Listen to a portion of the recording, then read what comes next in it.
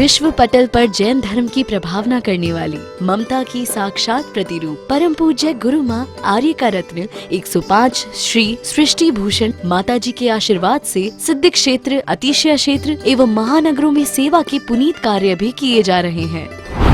अनेकानेक आध्यात्मिक पुण्य के कार्य, साधुओं के आहार विहार, औषधि एवं उपकरण आदि की व्यवस्थाएं सुचारू रूप से कई वर्षों से की जा रही है। माता जी और छोटी माता जी का बहुत बहुत धन्यवाद देना चाहती हूँ, क्योंकि अगर आज डैडी ठीक होके वापस सही हुए हैं इस उम्र पे, इतनी बड़ी प्रॉब्लम आने के बाद, उस एक किसी मिरेकल से कम नहीं है, किसी जादू से कम नहीं है, और वो सिर्फ माता जी लोगों के आशीर्वाद का ही फल है। माता जी पहुंची हरियाणा का प्रदेश, मंदिरों में ये स्थिति कि एक दो बूढ़े व्यक्ति चले जाकर के और यदि उन्हें अभिषेक कर दिया तो बस इतना हो गया। बाकी के लोगों को कोई धर्म कर्म से मतलब, वहाँ माता जी गईं और बंधुओं में खुद वहाँ पर गया माता जी के वहाँ हरियाणा प्रदेश में।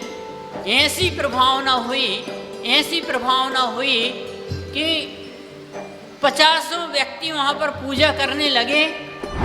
साथ ही सामाजिक सेवा के भी कार्य समिति द्वारा कार्यरत है। बच्चों की शिक्षा, गरीबों की सहायता, वृद्ध एवं असहाय लोगों को आश्रय दिया जाता है। गौ संरक्षण एवं संवर्धन के लिए गौशाला का निर्माण एवं चारा जैसी सराहनीय कार्य किए जा रहे हैं। देर न करें, आज ही जुड़ें ऐसे महापुण्य के कार्यों से।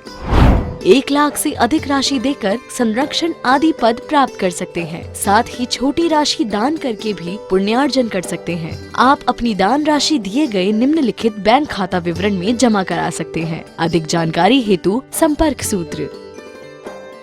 भोजन तो बन गया, अब खाने वाला भी चाहिए। भोजन तो बन गया, अब खाने वाला भी चाहिए। और पानी तो सामने है, इसको पीने के लिए प्याली भी चाहिए। जीवन गुजर गया यूं ही उपदेशों को सुनते सुनते, लेकिन अब इन उपदेशों पर जीने वाला भी चाहिए। अब इन उपदेशों पर जीने वाला भी चाहिए। हम बात बहुत अच्छी पढ़ लेते हैं, लेकिन बस जीवन में एक सूत्र अपना लेना, जीवन को सूरजमुखी फूल बना देना। क्योंकि सूरजमुखी जिधर सूरज होता है उधर अपना मुख कर लेता है, और भक्त भी सूरजमुखी की तरह होता है, जिधर गुरु होते हैं उधर अपना मुख कर लेता, अपना रुख कर लेता है। अपने जीवन के ढंग को बोझ समझ कर नहीं। आपको मैं कोई नियम दे दूं, समझ लेना तुम्हें बोझ हो जाएगा। मैं कहूँ तुम्हें कर्तव्य करना चाहिए, तुम्हारे लिए बोझ हो जाएगा। क्योंकि जो करना पड़े वो कर्म हो जाता है, और जो हो जाए वो प्रेम हो जाता है। कर्म होता है वहाँ बोझ होता है, जिम्मेदारियाँ होती हैं, उत्तरदायित्व होता है। लोग कहते हैं बेटे का फर्ज है, मैंने कहा फर्ज नहीं। ध्यान रखना, फर्ज कहोगे तो लगेगा कि जबरदस्ती करना है। यदि प्रेम से करेगा तो आनंद देगा। आपने देखा होगा, बच्चे को पालने को एक नौकर रख दो, नौकर थक जाता है बच्चे के साथ। नौकर चाहता है कि जितनी देर बच्चा सोए उतना आराम है, लेकिन माँ सोते हुए बच्चे को भी खिलाती है, जगाती है। जगाती क्यों है? इसलिए जगाती है कि बच्चा जगेगा तो मुझसे बातें करेगा, मुस्कुराएगा, उसकी मुस्कुराहट अच्छी लगती है माँ को। ध्यान रखना, जब आप फोटो के सामने मुस्कुराते हैं तो लोगों को आपका चित्र अच्छा लगता है, लेकिन आपके जीवन में प्रसन्न संवेग और अनुकंपा आ जाए तो आपका चित्र परमात्मा को भी अच्छा लगता है। यानी हमारे जीवन में क्या है, आज जो कुछ है सब एक जिम्मेदारियां हैं। मंदिर आना है, रात को नहीं खाना है, माता जी ने कहा इसलिए नहीं खाना है। मैं कहती हूँ, मैं नहीं कहती हूँ, नरक तो जाओगे बात अलग है, लेकिन अब तो विज्ञान भी कहता है कि रात्रि में भोजन करना आत्महत्या है। डॉक्टर डॉल्फो डॉक्टर रूस का किलियान हो और चाहे मास्को का डॉक्टर हो, वो सब कहते हैं कि यदि तुमने रात्रि में भोजन, वो रात्रि में नहीं, वो कहते हैं सोने के 7 घंटे पहले भोजन निवृत्त होना चाहिए। आजकल लोग कहते हैं डिनर भर पेट करो। मैंने कहा कभी नहीं लिखा, आयुर्वेदिक में भट्टाचार्य ने लिखा है। क्या लिखा है भट्टाचार्य ने? कि सूर्य उदय के 2 घंटे या 3 घंटे के अंतर में तुम भरपेट भोजन कर लेना, ताकि इतने समय सूर्य रहे तो आपके भोजन का कार्य अच्छे से पचने का कार्य हो सके। एक भाई तो बोले मेरा रात्रि भोजन का त्याग है। हमने कही अच्छी बात है। तो बोले जरा बाहर अभी थोड़ा उजेला है, बाहर खा लेता हूँ। और बाहर भी खा लिया उनने, जल्दी जल्दी खा लिया। बोले रात नहीं हो जाए। हमने कहा इससे तो अच्छा आराम से खा लेता कि रात ना हो जाए, इसलिए तुमने ठूस ठूस के खा लिया। अरे लोग कहते हैं खाने का काम पूरा हो गया। मैंने कही जुबान तक तो काम शुरू भी नहीं होता है, काम पूरा कहाँ हो गया? जबान के नीचे जाता है तब कहीं जाके 48 मिनट बाद तो काम चालू होता है। यानी भोजन अकेले डालना नहीं, उसे पचाना बहुत बड़ी प्रक्रिया है। और सच पूछो, क्योंकि पचाने का काम, डालने का काम मुंह करता है, लेकिन पचाने का काम आंतें करती हैं, और आंत के पास दांत नहीं होते। ध्यान रखना, आंत के पास दांत नहीं होते। इसका मतलब आंत का काम भी तुम्हें दांतों से पूरा करके भेजना चाहिए, तब रस बनता है। माने आप यदि भोजन चबा चबा के करेंगे, और बहुत अच्छे अच्छे विदेश के डॉक्टर कहते हैं कि भोजन यदि क्रोध आए तो नहीं करना।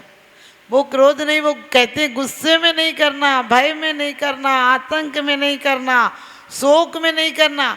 यानी वो शोक नहीं जानते, लेकिन वो कहते हैं रोते हुए नहीं करना, क्रोध आए तो नहीं करना, ज़्यादा अहंकार आए तो नहीं करना। यही तो हमारे आचार्यों ने पहले ही लिखा है कि भोजन करने के पहले कायोत्सर्ग करना। कायोत्सर्ग क्या कहता है? कायोत्सर्ग कहता है काय से ममत्व दूर करना। भोजन को ऐसे करना जैसे तुम पूजन को करते हो। लोग कहते हैं भोजन में आसक्ति नहीं रखो, मैं कहती हूँ इतनी विरक्ति भी मत रखो कि भोजन करो तो इतनी तन्मय होकर करो कि भोजन के समय कोई चिंता नहीं हो। रूस में एक परीक्षण किया गया, एक बिल्ली को भोजन दिया गया। 48 मिनट के बाद उसकी पाचन की जो प्रक्रिया थी, ईसीजी मशीन आदि लगाई गई उस पर, और परीक्षण किया गया। भोजन पचना शुरू हो रहा था, तभी एक कुत्ते को, भौंकता हुआ कुत्ते को अंदर लाया गया, और कुत्ते ने भौंका और उसका बिल्ली की पाचन क्रिया बंद हो गई। उसके बाद 6 घंटे तक भोजन शुरू नहीं हुआ पचना, वो भोजन सड़कर निकल गया। आप सोचना, आप लोग क्या गए? भोजन करने बैठोगे, इससे फोन, उससे फोन, इससे क्रोध, इससे बातें, सारा काम तुम भोजन के टाइम निपटा देते हो। फिर कहते हो माता जी क्या करें? ध्यान रखना, कुछ हमारे अंदर कर्म का उदय है, और कुछ हम कर्मों को निमंत्रण देकर बड़े स्वागत सम्मान से बुलाते हैं। और सिर्फ भोजन बनाना ही और खाना नहीं, भोजन बनाने के पहले महिलाओं का उत्तरदायित्व है कि जब भोजन बनाए तो ये नहीं सोचे कि इससे पेट भरेगा, इससे सोचना कि इससे मोक्ष का काम माल भी तैयार होगा। क्योंकि भोजन मात्र शरीर के लिए नहीं करना। आप पढ़ते हैं 40 दोष विना सकुल श्रावक तने घर असन को, ले तप बढ़ावन हेतु नहीं तन पोसते तज रसन को। क्या कहा है? भोजन भी करते हैं तो क्यों करते हैं?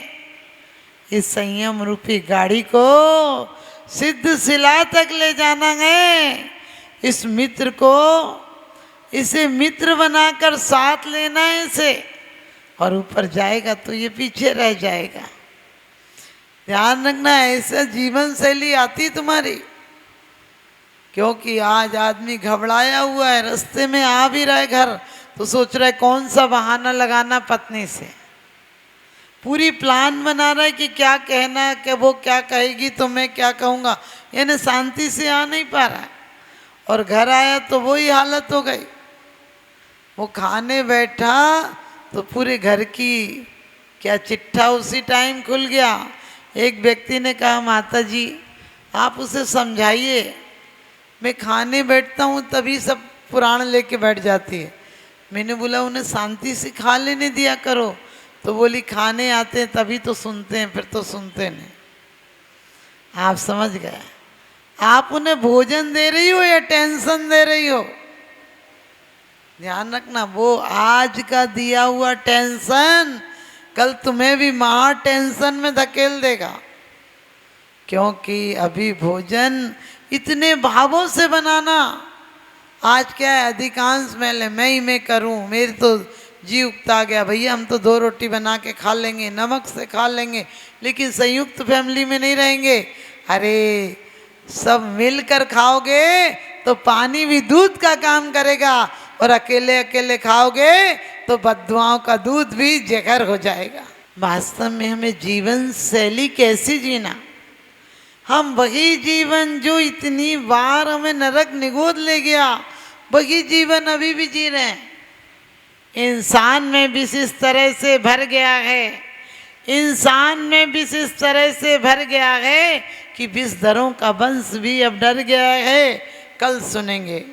कल सुनेंगे आदमी के काटने से सर्प भी अब मर गया है, आदमी के काटने से सर्प भी अब मर गया है।